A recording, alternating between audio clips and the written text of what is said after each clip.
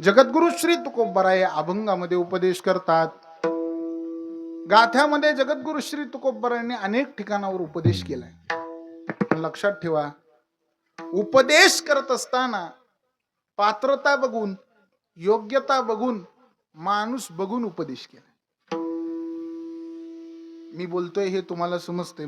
मी अशी अपेक्षा करतो, एखादा 10 वर्षाचा मुलगा आहे आणि त्याच्या पाठीवर जर 50 किलोचं थैली दिली किंवा 30 किलोची दिली तर त्याला ती ओझं उचलेल का?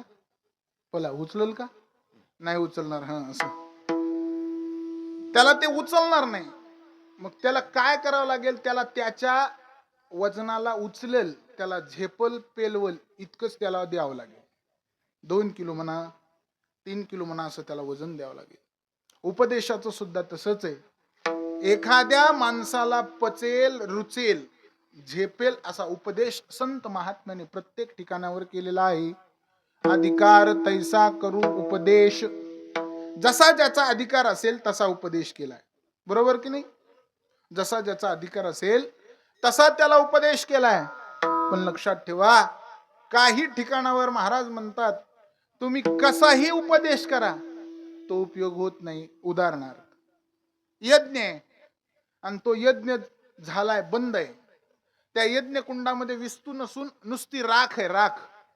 मला सांगा, त्या राखेत किती तूप ओतलं म्हणजे तो यज्ञ होईल? उपयोग होईल का त्या तुपाचा? नाही होणार. खडकाला किती पाणी दिलं म्हणजे त्याच्यावर गवत उगवणार नाही. एखादी घागर आहे आणि ती घागर अशी पालती घातली समर्थ, आणि पालती घालून त्या घागरीवर असा नळ चालू केला, किती वेळात भरेल घागर? भरणार नाही. नळ चालू केलाय ना, तरी नाही भरणार. बरोबर चालू कर, भरण का नाही? तुला विचारण्यात मही घागर रिकामी व्हायची. पालती घागर भरणार नाही. घाबरू नको, हे काही MPSCचा परीक्षा नाही, प्रश्न नाही. उगा आपलं तू जरा गुटगुटीत दिसलास म्हणून विचारलं. त्याच्या एवढं फ्रेश माणूसच नाही बघा. हाय का बघा कोणी? असलं तर सांगा. असला तर तुम्ही दोघं सेल्फी घ्या. पालथी घागर भरणार नाही. त्याप्रमाणे काही माणसं अशी आहेत, त्यांना तुम्ही कितीही उपदेश करा, महाराज म्हणतात व्यर्थ आपली वाचा शिनवून, शिनवून व्यर्थ आपली वाचा शिनवून. इथून कोणतरी पळाल्यावर वाटलो जनरेटर चालू करा. बरोबर हो ना. आणि तुम्हाला खरं मै शपथ आहे, आता जर लाईट गेली तर उठून जाऊ नका. हो, काही सांगता येत नाही, कारण कीर्तन संपूस तर 2-4 वाऱ्या लाईट जाणार. क्रोधी अविश्वासी त्याशी बोध कैसा, व्यर्थ आपली वाचा शिनवू नये. अशा माणसांना उपदेश करून काही उपयोग नाही. कोणाला? एक माणूस रागी आहे, रागीट आहे. कोण? एक कायम राग येणारा माणूस, त्याला उपदेश करून उपयोग नाही. आणि एक तुम्ही काही सांगा त्याच्यावर अविश्वास दाखल करणाऱ्या माणसाला सुद्धा उपदेश करून उपयोग. एखादा माणूस म्हणला नाही, तुम्ही आज जर कीर्तनाला गेलात, एकादशीचं कीर्तन ऐकलं तर तुम्हाला त्याचं पुण्य प्राप्त होईल. काही माणसं म्हणतात काही सांगतोस, एकादशीला कीर्तन ऐकल्यास कुठं पुण्य प्राप्त होते? महाराज, एकादशीला नुसतं एकदा राम म्हणलात तर तुमचं पूर्ण 42 कुड्याचा उद्धार होतो. एकदा राम म्हणला. 2 तास जर कीर्तन ऐकलं तर काय होईल? काही होऊ शकतं. खरं तर शास्त्र असं सांगतं, एकादश जरी नसली आणि तुम्ही कीर्तन ऐकलं, कसं मन लावून कीर्तन ऐकलं, तर महाराज म्हणतात होय अंग हरी रूप, होय अंग हरि रूप होय अंग, हरि रूप होय अंग. कीर्तन जाग, कीर्तन जाग, होय अंग हरि रूप, होय अंग हरि रूप, होय अंग हरि रूप. कीर्तन जाग, कीर्तन जाग, होय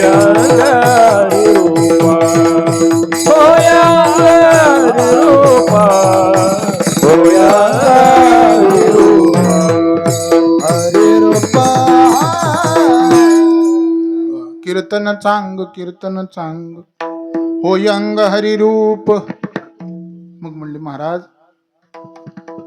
हे तुम्ही सांगायला, पण हे ज्याने ऐकायला पाहिजे तो माणूस ऐकत नाही. खरं सांगा, चांगली गोष्ट माणूस ऐकतो का? ऐकतो का मंडळी? ऐकत नाही. मला मान्य आहे, कॅसेट पलटून टाकायलाच पाहिजे, पण थोडस जरा 2-4 तरी रील संपू द्या ना, म्हणजे मग टाकतो है ना. तोपर्यंत थोडस जसं झेपल तसं आपलं सोपं सोपं. मला लय अवघड येत बी नाही है ना. जेव्हा अभ्यास करायचा तेव्हा मी खुशाल झोपत होतो. हे पठ्याच्या जीवनातले एकमेव सत्य. पण असो, आता खरं तुम्हाला सांगू नये, पुन्हा पुढच्या वेळेस बोलवायचं नाही.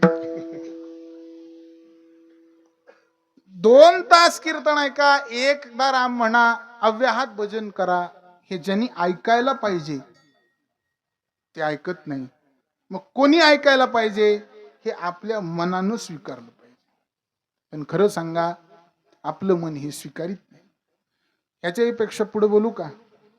आपल्या मनासारखं लबाड, ऐका, आपल्या मनासारखं लबाड, अविश्वासी आणि खड्ड्यात घालणारं मन दुसरं कोणाकडेच नाही. परमार्थ असो अथवा संसार असो, दोन्हीही कार्यात मनाला तेवढीच किंमत आहे. मन नसेल तर परमार्थ सुद्धा होत नाही, मन नसेल तर संसार सुद्धा होत नाही. पण लक्षात ठेवा, हे जे मन आहे का नाही, हे मन जसं उदाहरणार्थ एखाद्या या पुढे बसलेल्या पोरांपैकी जर मी विचारलो, बाबा तुला हात आहेत का? तर तुला हात दाखवता येतील.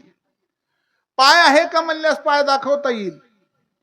डोळे आहेत का म्हणल्याबरोबर डोळा दाखवता येईल. कसा कसा डोळा दाखवता येईल. चला, नाक दाखवता येईल, किडनी सुद्धा दाखवता येईल. पण मला एका प्रश्नाचं उत्तर द्या, हे जे मन आहे हे मन दाखवता येईल का? दाखवता येईल का मंडळी? मग मन जर दाखवता येणार नाही तर नाही का? आहे. ज्ञानोबराय म्हणतात, एरवी मन सावयव कल्पना आहे. ऐका, गीतेमध्ये सांगितलंय, मनःष्ठानी इंद्रियानी, मन 6 इंद्रिय आहे. बरोबर का नाही पोरो? अरे हो म्हणा की. मन काय? 6 इंद्रिय. पण लक्षात ठेवा, याच्याही पेक्षा पुढच्या पट्टीत सांगितले अनेक प्रकरण आहेत. महाराज नाथ महाराजांनी भारुडात सांगितले. एक जोशी नावाचं प्रकरण आहे, जोशी. त्याच्यात सांगितलंय, मनाची पाटील देह गाविता, पाटील देह गाविता, मनाची पाटील देह गाविता, मनाची पाटील देह गाविता. विश्वास विश्वास धरून त्याचा, विश्वास धरून त्याचा. घात करील नेमाचा, करील नेमाचा, घात करील नेमाचा, घात करील नेमाचा. पाडील फाशी, पाडील फाशी, पाडील फाशी, पाडील फाशी. मी आलो रायाचा दोषी थोर ऐका दादानो, मी आलो रायाचा दोषी थोर ऐका दादानो. ऐका दादानो, मी आत्म्याचा दोष थोर ऐका दादानो. थोर ऐका दादानो, ऐका दादानो, थोर ऐका दादानो. ऐका दादानो. मी आलो रायाचा दोषी थोर ऐका दादानो, आलो रायाचा दोषी थोर ऐका दादानो.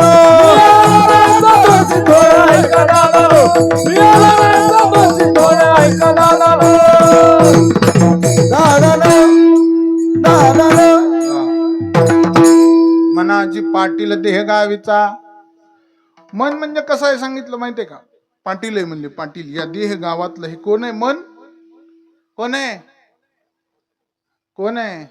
हा, पाटील, पाटील. बरोबर का? पण खरं सांगू का, महाराज म्हणले ह्याच्यावर अजिबात विश्वास धरायचा नाही. ह्याच्यावर विश्वास ठेवला की म्हणला पाडील फाशी, फाशी द्यायला घ्यायला लावते बघा. कसं आहे, आता आपल्या गावात ग्रामपंचायत असणार, बरोबर की? ग्रामपंचायतला कितीची बॉडी आहे? हा, 17ची. 16 सभासद आणि 17वा सरपंच. तसं हे 11ची बॉडी आहे बघा. ही पंच ज्ञानेंद्रिय, पंच कर्मेंद्रिय, आणि 11वा सरपंच म्हणजे पाटील कोण आहे? मन आहे. ह्या सरपंचाच्या नादी लागले की सत्यानाशच. म्हणजे इथल्या नाही, मनरूपी सरपंचाच्या मला इथले सरपंच चांगले. मला अजून 2 तास थांबायचे नाही. या मनाच्या तुम्ही कितीही नादी लागा, महाराज खरं सांगू का, शेवट नुकसान आहे. मनोमार्गे गेला तो तेथे मुकला, हरिपाठी स्थिरावला तोची धन्य. म्हणून हे जे मन आहे, याची कंडिशन, याची अवस्था अशी सांगितली, बहुत चंचल चपल, जाता येता न लगे वेळ. एवढं बेकार आहे महाराज हे मन. काय काय करीत या मना परी नाही केला वायना करून त्याची करी विवंचना देव पतना करीले. करीत या मना परी नाही केला वायना करून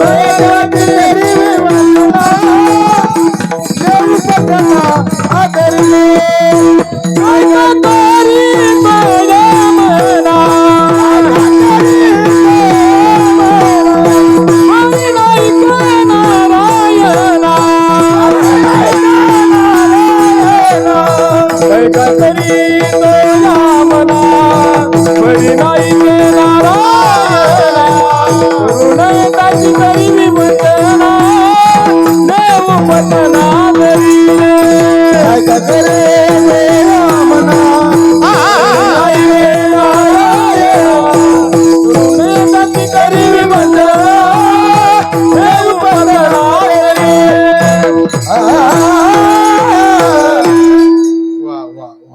टाळी वाजवा यांच्यासाठी एकदा. सुंदर प्रमाण आहे महाराज. करू नये त्याची करी विवंचना.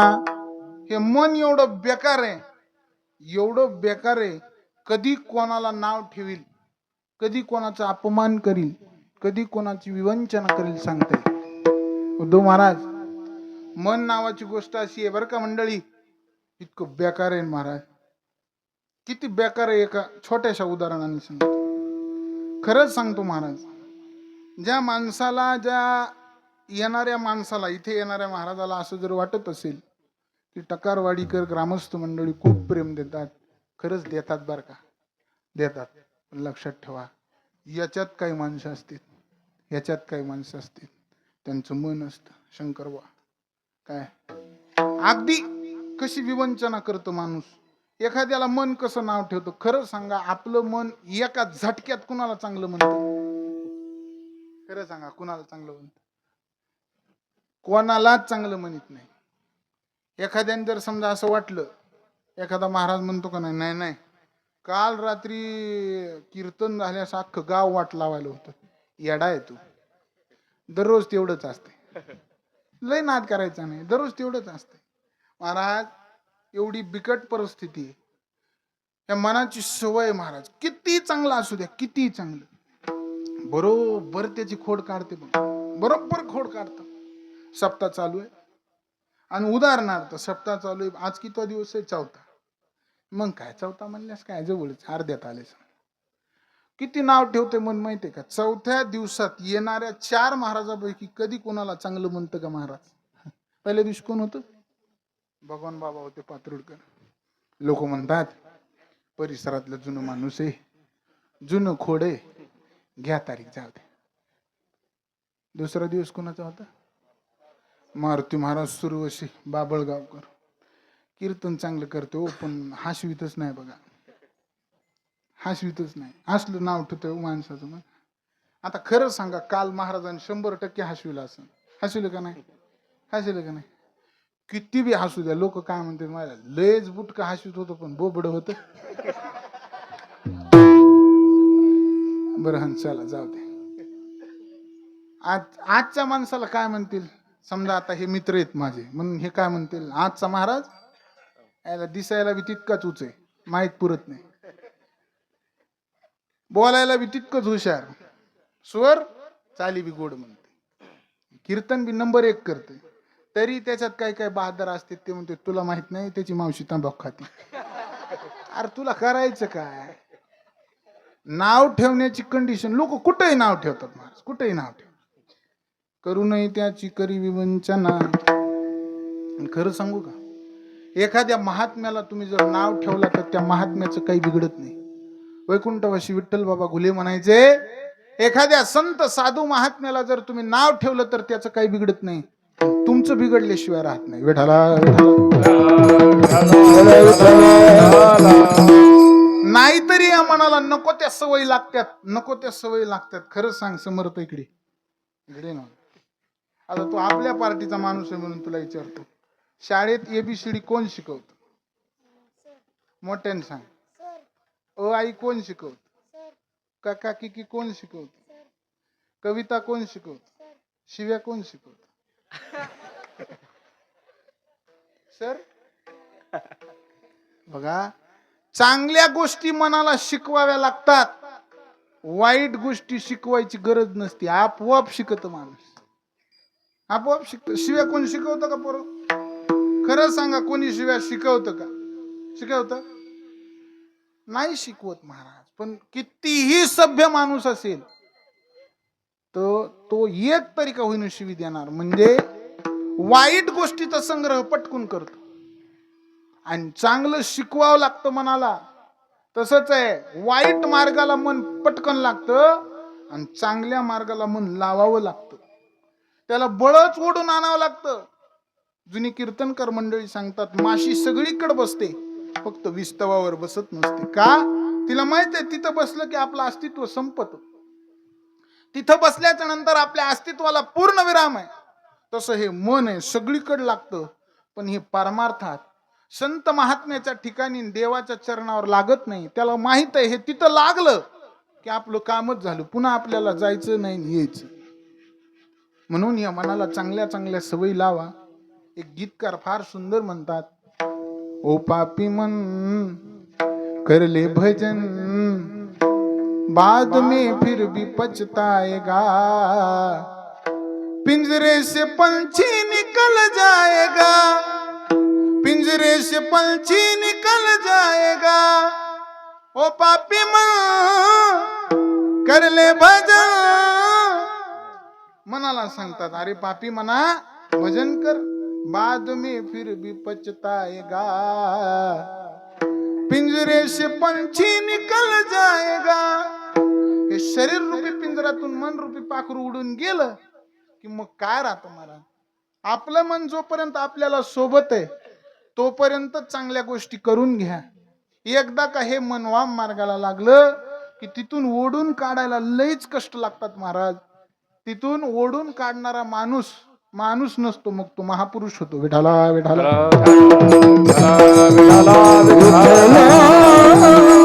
आणि हेच मन संगतीत चुकते महाराज या मनाची. आणि हे मन इंद्रियाच्या संगतीत लागतं.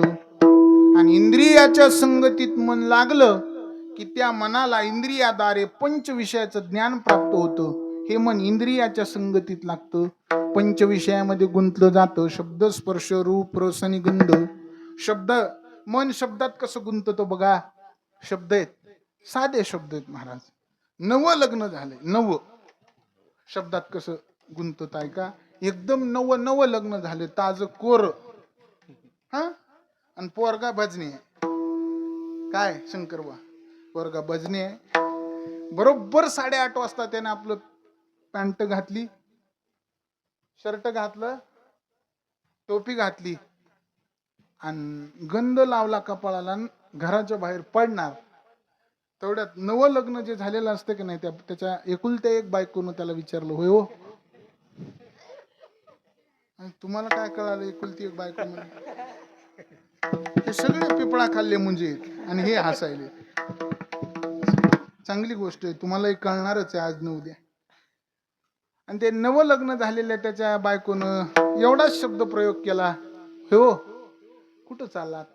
त्यांनी सांगितलं, आज योगेश महाराजाचं कीर्तन आहे आणि मी कीर्तनाला चाललोय, जावंच लागतंय.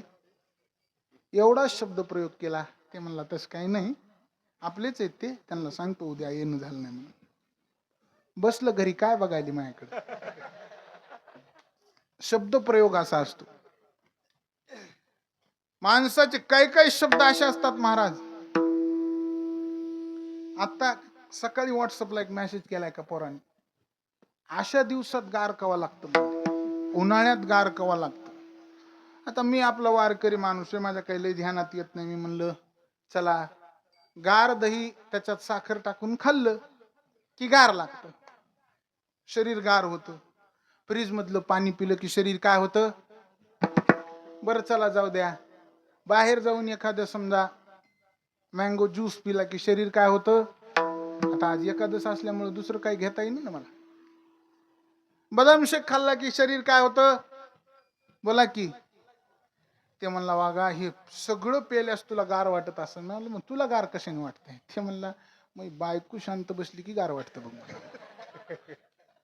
प्रत्येकाचं सुख शोधण्याची मनाची पद्धत वेगळी वेगळी आहे, ज्याची त्याची. आणि हे मन एकदा शब्द नावाच्या गुणाकडे लागलं, तसं स्पर्शाकडे बी एकदा लागलो. खरं सांगा सगळ्याला लेकरू बाळ आहेत तुम्हाला.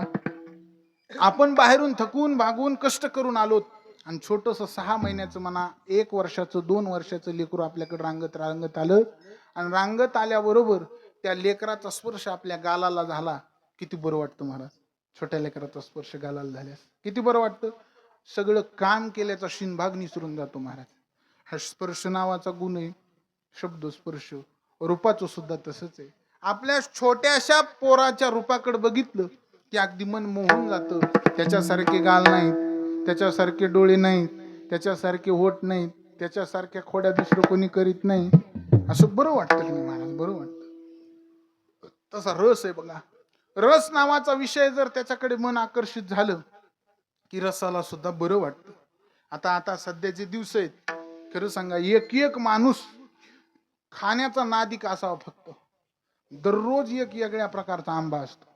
दशहरी वेगळा, अजून एखादा आंब्याचं नाव सांगा. केशर वेगळा, हापूस वेगळा, अजून गावरान वेगळा, गोट्या वेगळ्या, हा कलमी वेगळा.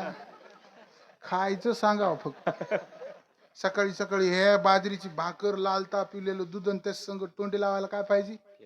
हा इकडे आम्ही मेलो हरिमुखी म्हणा म्हणून तुमचं चल द्या ठेसा.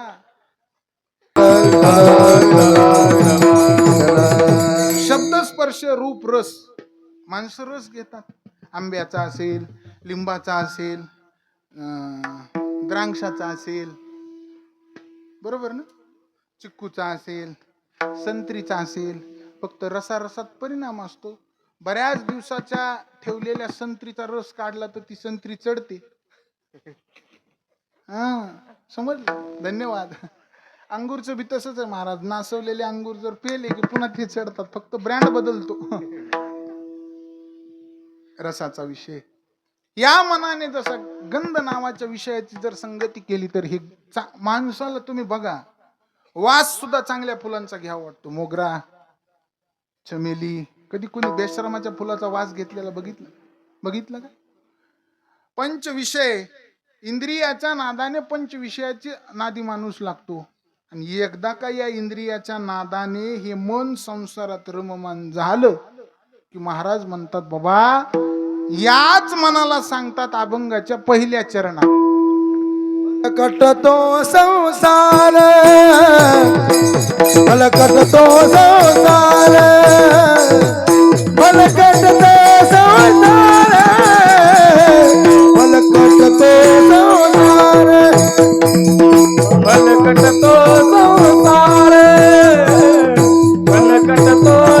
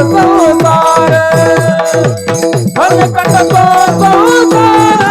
मला कटतो संसार, मला कटतो संसार, मला कटतो संसार.